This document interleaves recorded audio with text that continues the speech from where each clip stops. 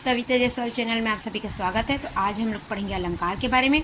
तो आइए सबसे पहले जानते हैं कि अलंकार होता क्या है। अलंकार का अर्थ होता है सजावट या आभूषण। अलंकार दो शब्दों से मिलकर बना होता है, अलम धनकार। अलम का अर्थ होता है आभूषण, कार का अर्थ क्या होता है करने वाला, तो आभूषण को ग्रहण करने वाला। जो किसी वस्तु को अलंकृत करे वह क्या कहलाता है, अलंकार कहलाता है।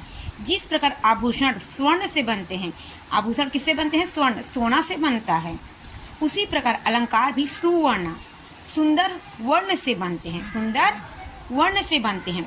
किसी काव्यांश वाक्यांश की सुंदरता को बढ़ाने वाले शब्द को अलंकार कहते हैं।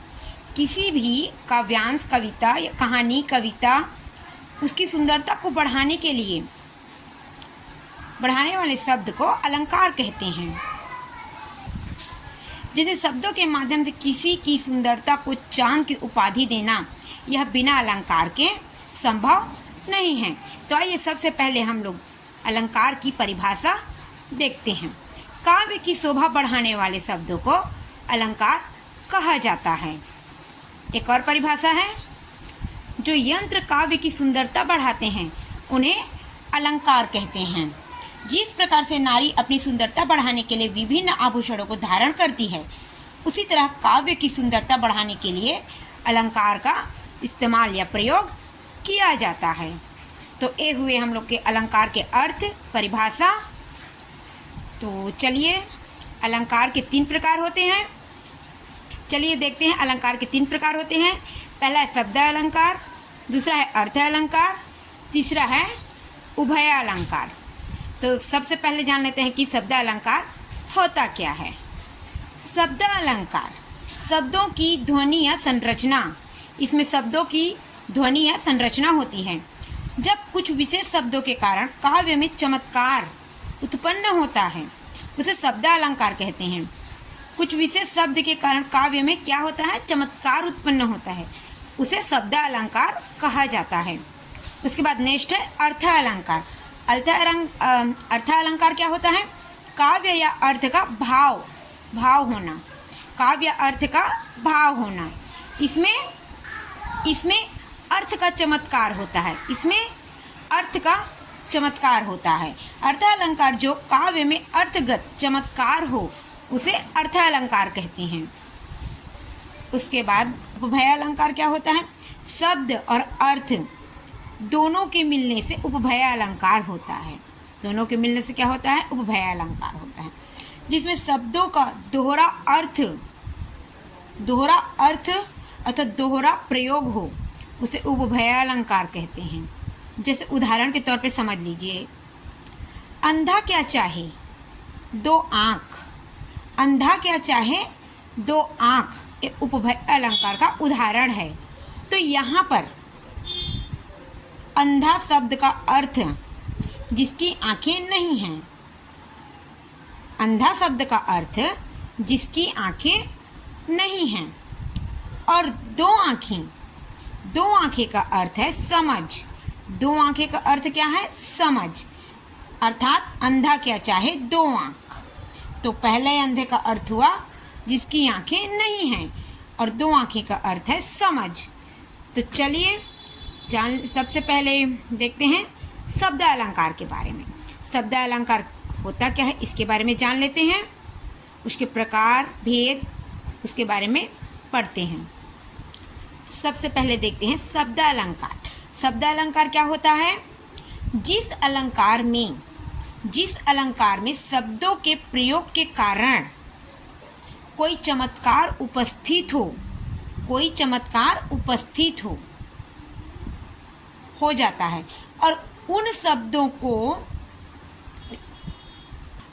शब्दों पर समानार्थी दूसरे शब्दों के स्थान पर रख देने से वह चमत्कार समाप्त हो जाता है। वह क्या है, शब्द अलंकार माना जाता है। अर्थात शब्दों के प्रयोग के कारण उसमें चमत्कार उपस्थित तो होता है, लेकिन उन शब्द मतलब उसके शब्द हैं, उसके ऊपर समानार्थी शब्द रख देने से उसका चमत्कार समाप्त हो जाता है, उसे शब्द अलंकार कहा जाता है। आइए परिभाषा के माध्यम से समझते हैं। जहाँ शब्दों के प्रयोग से काव्य में चमत्कार उत्पन्न हो वहाँ शब्द अलंकार होता है। जहाँ शब्दों के प्रयोग से काव्य में चमत्कार उत्पन्न हो वहाँ क्या है? शब्द अलंकार है। शब्द के दो अर्थ होते हैं। शब्द के दो अर्थ होते हैं, ध्वनि और अर्थ। ध्वनि और अर्थ, इसी ध्वनि के आधार पर शब्द अलंकार की सृष्टि होती है। चलिए देख लेते हैं आगे शब्द अलंकार के प्रकार भेद। अनुप्रास अलंकार, यमक अलंकार, श्लेष अलंकार। चलिए एक एक करके शब्द अलंकार के प्रकार के बारे में जानते हैं। तो सबसे पहले है अनुप्रास अलंकार। सबसे पहले क्या है? अनुप्रास अलंकार। अनुप्रास अलंकार होता क्या है? जहाँ पर वर्णों की आवृत्ति, आवृत्ति मीन्स बार बार वही वर्ण आना, वो क्या है? अनुप्रास अलंकार है वो। अनुप्रास अलंकार में वर्णों की आवृत्ति बार बार दोहराई जाती है, वो क्या है? अनुप्रास अलंकार है। वैसे तो वर्ण बहुत सारे होते हैं, जैसे क, ख, ग, घ, झ, अ, ई, ये क्या है? वर्ण हैं। तो इनके बार बार दोहराए जाने पर ये क्या है? अनुप्रास अलंकार है। तो आइए चलिए सबसे पहले परिभाषा देख लेते हैं। जिस अलंकार में किसी शब्द की आवृत्ति बार बार होती है और जिस रचना में व्यंजनों की बार बार आवृत्ति के कारण चमत्कार पैदा हो उसे अनुप्रास अलंकार कहते हैं। जैसे उदाहरण के तौर पे देख लीजिए, मधुर मधुर मुस्कान मनोहर, मनुज वेश का उजियाला। इस उदाहरण पे माँ बार बार आवृत्ति बार बार दोहराया गया है, माँ वर्ण बार बार दोहराया गया है, तो ये क्या है? अनुप्रास अलंकार है। एक और देख लीजिए उदाहरण, चारू चंद्र की चंचल किरणें खेल रही थी जल थल में। यहाँ पर च वर्ण की बार बार आवृत्ति वर्ण दोहराई जा रही है, तो ये क्या है? अनुप्रास अलंकार है। समझ में आई? तो समझ में आया? तो अनुप्रास अलंकार में वर्णों की आवृत्ति बार बार दोहराई जाती है। चलिए उसके बाद नेक्स्ट है यमक अलंकार। चलिए नेक्स्ट है यमक अलंकार। यमक अर्थात युग्म। यमक अर्थात युग्म। यमक में एक शब्द की दो या अधिक बार आवृत्ति होती है और अर्थ भिन्न भिन्न होते हैं, मतलब अलग अलग होते हैं। इसके अर्थ क्या होते हैं? अलग अलग होते हैं। चलिए परिभाषा के माध्यम से जान लेते हैं। जहाँ पर एक शब्द की एक से अधिक बार आवृत्ति बार बार दोहराई जाती है, आवृत्ति होती है और सभी का अर्थ अलग अलग हो, वहाँ पर यमक अलंकार होता है। वहाँ पर क्या होता है? अर्थ अलग अलग हो तो वहाँ पर यमक अलंकार होता है। उदाहरण के तौर पर देख लीजिए, कनक कनक ते 100 गुनी, मादकता अधिकाय, व खाए बौराय, नर व पाए बौराय। इसका अर्थ यहाँ पर कनक कनक एक शब्द अधिक 2 बार दोहराई गई है, लेकिन इसका अर्थ अलग अलग है। पहले कनक का अर्थ क्या है? धतूरा। पहले अर्थ का क्या है? धतूरा। पहले अर्थ कनक का पहला अर्थ है उसका धतूरा। दूसरा जो कनक लिखा हुआ है उसका अर्थ क्या है? सोना। ठीक है। एक और देख लीजिए, काली घटा का घमंड घटा। काली घटा का घमंड घटा। तो पहली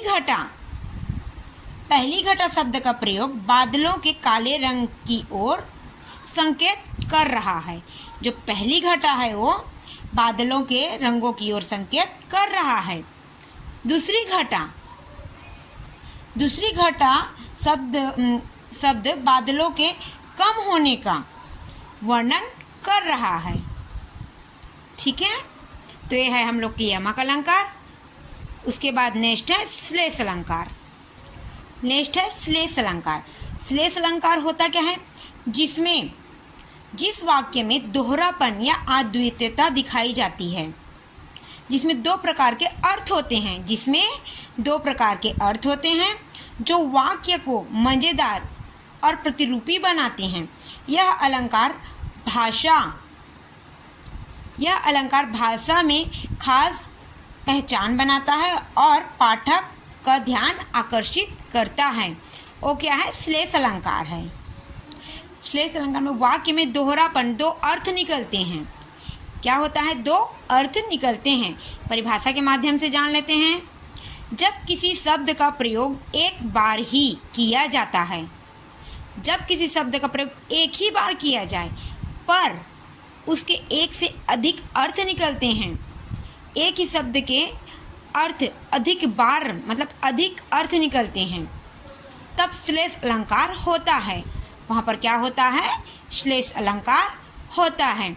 उदाहरण के लिए देख लीजिए, रहीमन पानी राखिए, बिन पानी सब सून, पानी गए न उबरे, मोती मानस चून। ये है दोहा है, लेकिन इसका उदाहरण है श्लेष अलंकार का। रहीमन पानी राखिए, बिन पानी सब शून। तो यहाँ पर पहला अर्थ मनुष्य के संदर्भ में विनम्रता से है। पहला जो अर्थ है मनुष्य के विनम्रता से है। मनुष्य में हमेशा क्या होना चाहिए? विनम्रता, संयम होना चाहिए। उसके बाद है दूसरा पानी। पानी का दूसरा अर्थ होता है आभा, तेज या चमक से है। आभा, तेज या चमक से है, जिसके बिना मोती का कोई मूल्य नहीं है। अर्थात इसका अर्थ समझ लीजिए पहले तो। हमें पानी को बचा के रखना चाहिए, क्योंकि पानी के बिना सब सूना है। पानी के जाने से मोती अपनी चमक खो देता है। पानी के जाने से मोती अपना चमक खो देता है। उसी प्रकार चूना सूख कर बेकार हो जाता है। पानी नहीं रहेगा चूने में तो वो बेकार सूख जाएगा ना, बेकार सूख जाता है। ठीक उसी प्रकार सम्मान के खो जाने से मनुष्य के जीवन का कोई अर्थ नहीं रह जाता। ठीक उसी प्रकार अगर मनुष्य की सम्मान खो जाए तो उसका कोई अर्थ नहीं रह जाता। ठीक, तो ये क्या है? रहीमन के दोहे हैं। उसके बाद एक और है, देख लीजिए। चिड़िया चुग गई खेत, बाग बगीचे झूम। इसमें चिड़िया का दो अर्थ हैं। चिड़िया का क्या है? दो अर्थ हैं।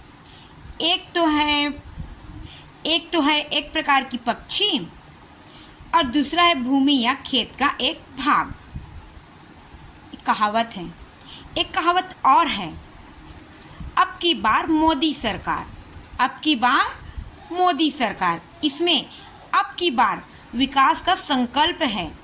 अब की बार क्या है? विकास का संकल्प है। अर्थात यहाँ पर अब की बार शब्द का श्लेष अलंकार से है। अब की बार एक हिंदी कहावत है जिसमें इस बार या फिर से का अर्थ होता है। दोनों पंक्तियों में अब की बार का प्रयोग एक ही अर्थ के साथ किया गया है। विकास और संकल्प ले रहा है। अब की बार मोदी सरकार। ठीक है, तो नेक्स्ट वीडियो में मिलते हैं। Thank you, bye bye, take care. Next में अर्थ अलंकार के बारे में आगे हम लोग पढ़ेंगे। धन्यवाद।